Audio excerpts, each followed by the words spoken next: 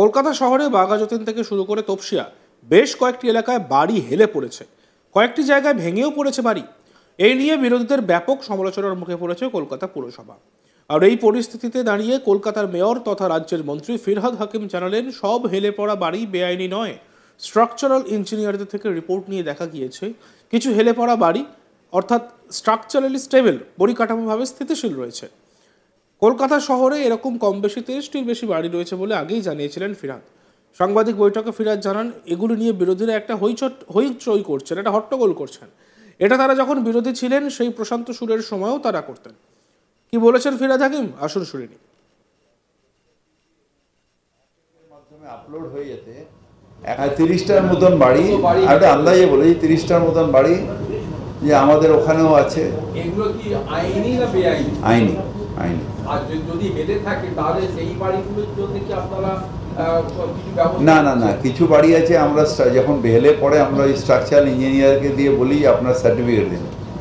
অনেকে বলে structurally stable আছে, হয়তো কোনো একটা হলো, যেরকম আপনার আমফান হয়েছিল না, যে দুটো প্লেট সরে গেছিলো বলে হলো সুনামি, সেরকম এখানে হচ্ছে যে জাস্ট আপনার কিছুটা জায়গা হয়তো সাবসাইড করে আবার বসে গেছে, হয়তো পাইলিং করার সময় ওখানটা পাইলিং হয়েছে, ওখানে ওটা সাবসাইড করে গেছে। সব হেলে যাওয়া বাড়ি মারাত্মক তা নয়। এগুলো রাজনৈতিক নেতারা হই হই হই হই হই হই করে। আমরাও প্রশান্ত বাবুর সময়, ওই কি বলে এর সময় কমল বাবুর সময় আমরাও চেঁচামেচি করেছি। কলকাতা পৌরসভা এলাকায় একের পর এক বহুতল হেলে পড়ছে, দেখা গিয়েছে প্রাণ সংশয়। অনেকেই জীবনের পুঁজি উজাড় করে দিয়েছেন একটি ফ্ল্যাট কেনার জন্য। এই বিষয়ে এবার মুখ খুললেন কলকাতার মহানাগরিক তথা রাজ্যের মন্ত্রী ফিরহাদ হাকিম। তিনি বলেন, কলকাতায় বাড়ি হেলে পড়েছে বহু বছর, তাতে আমরাও হেলে পড়ছি। ক্রিস্টোফার রোডে স্ট্রাকচারাল ইঞ্জিনিয়ার নিয়ে গিয়েছি, তারা সোমবার রিপোর্ট দেবে। এখন কোথাও বেআইনি বাড়ি হচ্ছে না, আগে কোথাও হয়নি, টাকা খেয়েছে, কিন্তু এখন রোস্টার মেনটেন করা হচ্ছে, কারণ এখন কিছু হলে তাদের চাকরি চলে যাবে।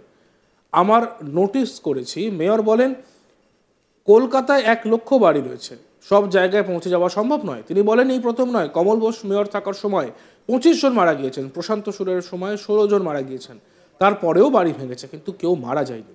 তার মানে বেআইনি বাড়ি 90 সাল থেকে হচ্ছে, এটা নয় যে এখন হচ্ছে। গার্ডেন রিচের পর আমরা অ্যাপের মাধ্যমে এবং জিও ট্যাগিং করে দিচ্ছি, যেখানে কলকাতায় কোথায় বাড়ি আছে, কোথায় পুকুর আছে সেটা জানা যাবে। বাঘাযতীনের জমিতে জলাশয় ছিল না। মেয়র বলেন, সব মেয়রের সময় বেআইনি বাড়ি হয়েছে, বহু বাড়ি হেলেও ছিল, এটা পরম্পরাগতভাবে চলছে। কি বলেছেন ফিরহাদ হাকিম এ বিষয়ে শুনে নিন। একের পর এক বাড়ি ভেঙেছে না, কলকাতার বাড়ি হেলে পড়েছে বহু বছর ধরে। যেরকম ক্যামাক স্ট্রিটের বাড়ি হেলে আছে, আমি ছোটবেলা দিয়ে দেখছি। একের পর এক বাড়ি হেলে পড়ছে, তাতে আমরাও হেলে পড়ছি। কোনো না, সেটা কলকাতায় না। এখন ব্যাপারটা হচ্ছে যে একটাই হয়েছে, সেটা হচ্ছে যে 11/2C ক্রিস্টোফার রোডে যেটা হেলে পড়েছে, সেই বাড়িটা যেটা আমরা দেখেছি এবং স্ট্রাকচারাল ইঞ্জিনিয়ার নিয়ে গেছিলাম, তারা দেখে একটা রিপোর্ট তৈরি করছে। ফাইনাল রিপোর্টটা হয়তো সোমবার দিন দেবেন তারা। তারপর আমরা ওই বাড়িটার সম্বন্ধে নেব যে স্ট্রাকচারালি স্টেবিলিটি আছে কিনা। এখন কোনো ইললিগাল বাড়ি হচ্ছে না, জোর করে বলছি। তার কারণ এখন আগে যেটা ভুল হয়েছিল আমাদের, যে রোস্টার ডিউটি ছিল না, আর রোস্টার ডিউটি ছিল না বলে এদিক ওদিক ইললিগাল হয়েছে, বা হয়তো আন্ডারহ্যান্ড টাকাও খেয়েছে কেউ কেউ। কিন্তু এখন রোস্টার ডিউটি এবং অ্যাপের মাধ্যমে আপলোড হয়ে যেতে এখন ইললিগাল হলে সেই মানুষটার চাকরি চলে যাবে, যে ওই এসি বা এই যারা থাকেন ওই রাস্তায়, বা এক্সিকিউটিভ ইঞ্জিনিয়ার যিনি রোস্টার, যখন তার এসিরা যাচ্ছে কোন কোন রাস্তায় কী কী রিপোর্ট এলো, সেটা সন্ধ্যাবেলা এক্সিকিউটিভ ইঞ্জিনিয়ারকে দেখে নিতে হবে, না হলে তাদেরও চাকরি যাবে। তো সেইটা এখন যেগুলো আগে হয়ে রয়েছে, ধরুন যে বিল্ডিংটার কথা আমি বললাম, এটা যেটার মধ্যে মানুষ রয়েছে, সেটা 7 বছর আগেকার বিল্ডিং।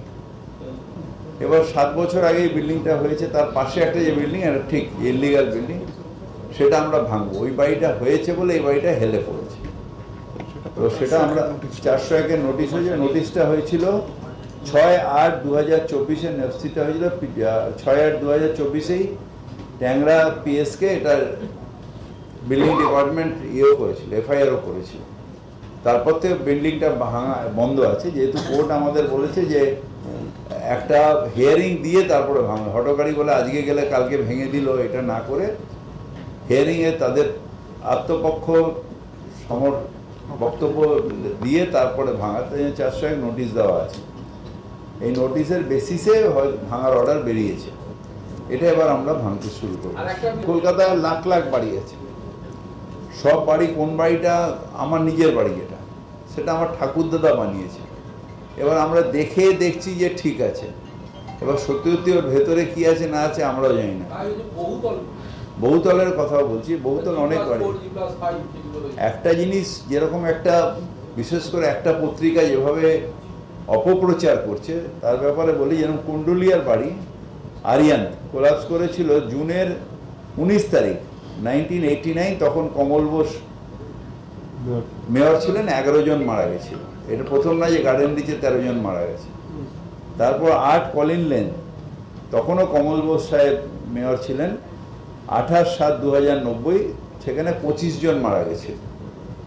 তারপরে ভাঙুর কমপ্লেক্স, যেটা তখন প্রশান্ত চ্যাটার্জি সাহেব মেয়র ছিলেন, সেটায় 13 জন মারা গেছিল। তারপর শিবালিক যখন পড়েছিল তখনও প্রশান্ত চ্যাটার্জি সাহেব ছিলেন, মেয়র ছিলেন, জুলাই 2027, 1995, তাতেও 16 জন মারা গেছিল। তারপরেও অনেকগুলো বিল্ডিং পড়েছে, কেউ মারা যায়নি কিন্তু বিল্ডিং পড়েছে, অনেকগুলো বিল্ডিংই ভেঙে মাঝে মাঝে পড়ে।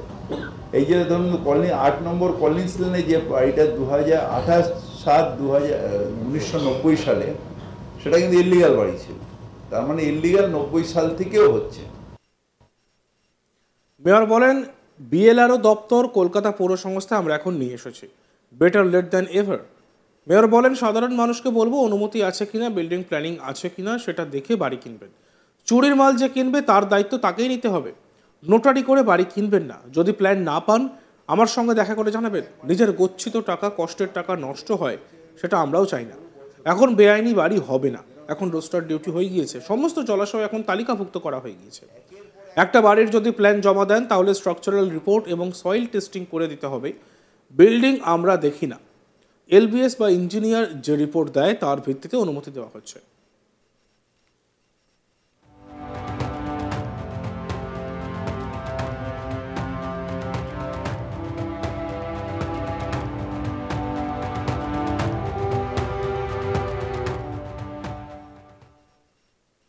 দেখতে থাকুন আজ তাক বাংলা। আমাদের ভিডিওসগুলি ভালো লাগলে লাইক করবেন, কমেন্টস করবেন, শেয়ার করবেন এবং চ্যানেলটিকে সাবস্ক্রাইব করতে ভুলবেন না।